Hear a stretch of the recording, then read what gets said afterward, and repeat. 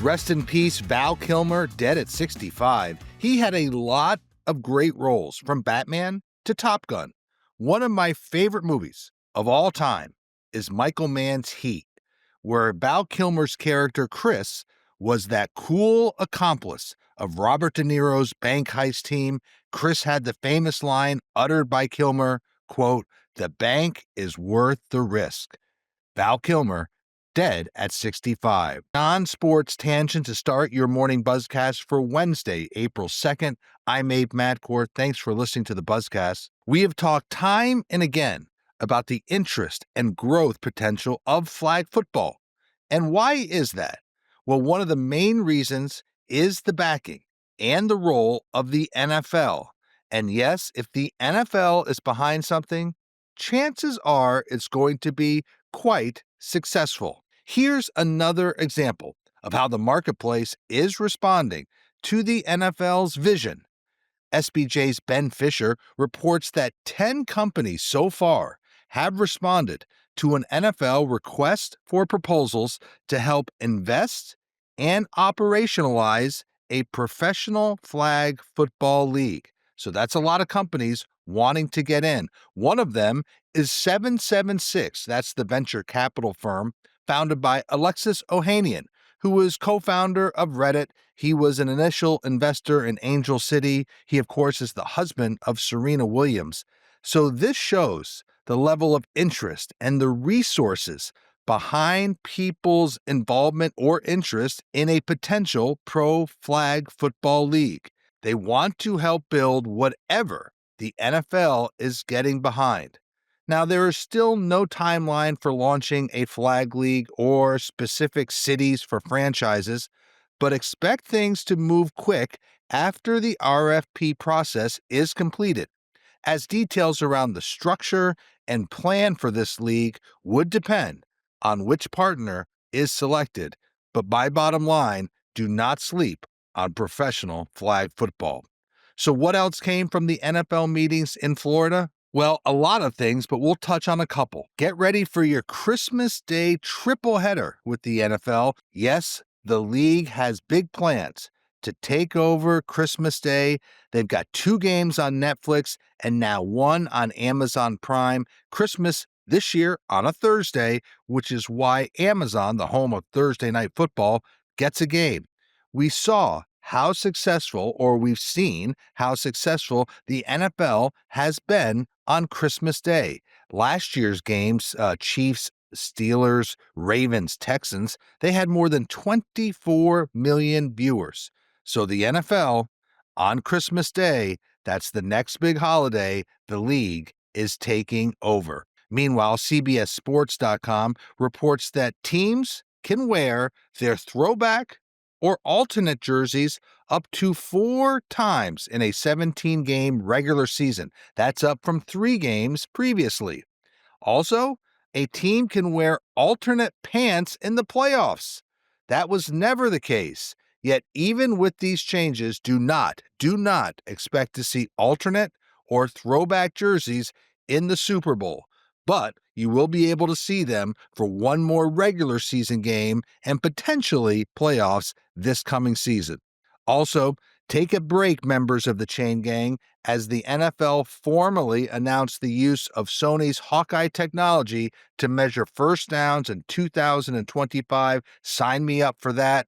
Also, to close the loop on this, owners announced a significant change to the league's kickoff rules, as the touchback on kickoffs will be marked now at the 35-yard line, not the 30, and the hope is for a significant increase in kickoff returns. So those were some of the highlights from the NFL's league meetings in Florida this week. I haven't touched on this for the Buzzcast, and it certainly deserves your attention.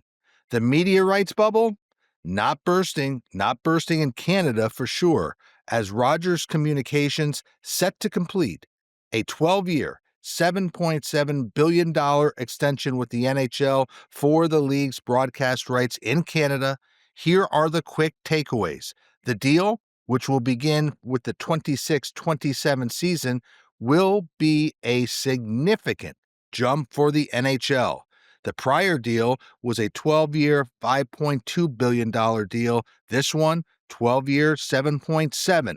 So a healthy increase for the NHL and its teams. Also, for the NHL, there is more inventory to sell in the Canadian marketplace, including the upcoming World Cup of Hockey set for February of 28.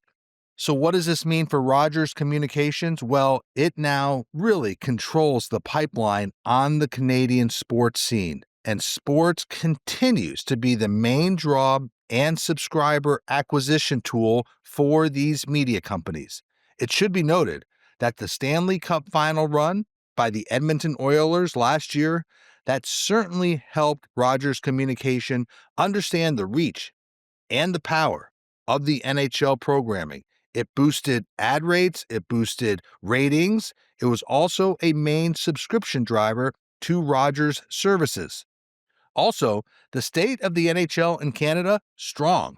Canadian teams are really strong playoff contenders, and that also helped drive the decision to renew this deal for Rogers Communications. Bottom line, a good deal, a very good deal for Commissioner Gary Bettman, the NHL, and its owners, and it's another indication of the power of live sports content. You know, we talked about the interesting deal on the Buzzcast previously between 2311 Racing and Robinhood. Here's another deal of note that caught my eye. Amazon's Prime Video will be presenting sponsor of Kyle Larson's attempt at competing in the Indy 500 and the Coca-Cola 600 Memorial Day weekend 2025 IndyCar and NASCAR in a single day. There will be Prime Video branding on both of his race cars. Prime Video will also produce a documentary looking at the 2-year journey of Kyle Larson attempting to do this feat, because he tried to do it last year. Filming for the project began really in October of 2023, so there will be a long tail to the storytelling. The documentary is slated to launch next year on Prime Video, so an interesting sponsorship and content play with Kyle Larson and Amazon's Prime Video. Let's shift to baseball. I'm watching St. Louis and the Cardinals. Why? Because this is historically a very, very strong baseball market. In fact, it's a great baseball town. But business and interest around the Cardinals is soft, and it's being noticed. A crowd earlier this week, yes, a Monday night in April, a very tough draw, I get it, but that drew the smallest crowd in the history of Busch Stadium for a non-pandemic game. Just over 21,200 came to see the club play the Angels, and that was more than 5,000 off the previous low. And so the Cardinals came into this season expecting soft attendance. There are not great expectations around the team. The team had slow ticket sales last year. So they opened the season with 47,000 at Busch. Then it went to 30,000. And in the last 2 nights, Monday and Tuesday, just had over 21,000 fans. Again, a rarity for baseball in St. Louis. It's early in the season, but this is a market all of Major League Baseball is watching and wants to turn around. You know, on a quick hit, we've talked on the Buzzcast about the expansion of the TGL, the golf league led by Mike McCarley, and the AP has reported that a group in Dallas is planning to bid for a TGL expansion franchise. Guess the value of that team? Close to $80 million. They put it at $77 million.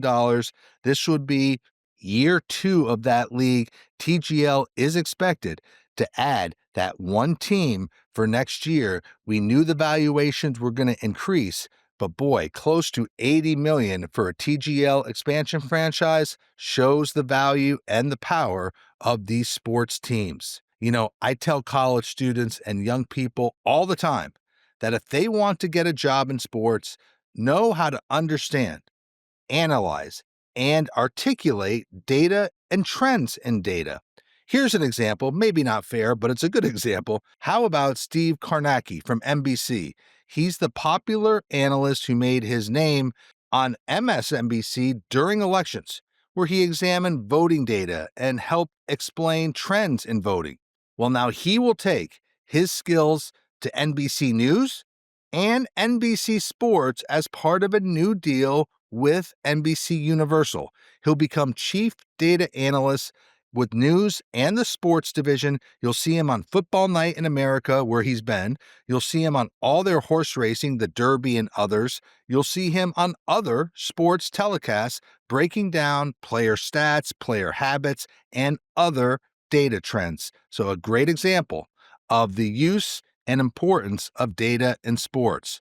And we'll end the Buzzcast on two other names in the news. The incoming WNBA franchise in Portland, Oregon, now has a president, as NBPA Chief Administrative Officer Inky Sun was named the first team president to this expansion team. The team does not have a name. She is the first ever employee of the team, and she has a really interesting background, both in sports and the fashion industry. Her leadership includes roles at the fashion brand Calvin Klein and other fashion brands before moving into sports in 2015. She's been on the union side both times. She was at the MLBPA and the NBPA, and now she moves to the team side as team president of Portland's incoming WNBA franchise that will launch in 2026. And finally, On Location made a big hire. Sean Doss is the new chief revenue officer. He joins from Elevate, where he was among the first employees of Elevate in 2018. He was most recently chief business officer. He'll have a big role at On Location. Remember, On Location has inventory for the 2026 Winter Games, LA 28, the World Cup in 26, of course, the Super Bowl. So there's a lot of major hospitality and premium ticketing inventory at On Location. Doss will oversee the sales staff and the structure, as well as ticketing, pricing, and revenue. He'll be based in London and report to Chief Operating Officer Ed Horn. Sean Doss joining On Location as Chief Revenue Officer. And finally, I mentioned it earlier this week. Are you one of the best places to work in sports? Well, you have about a month to nominate your company as we close submissions on April 25th. Don't miss this chance to shine a light on your organization. If you're interested in submitting, let me know or go to our website to formally nominate your company. And that is your Morning Buzzcast for Wednesday, April 2nd. I'm Abe Madcore. Thanks for listening. Stay healthy. Be good to each other. I'll speak to you tomorrow.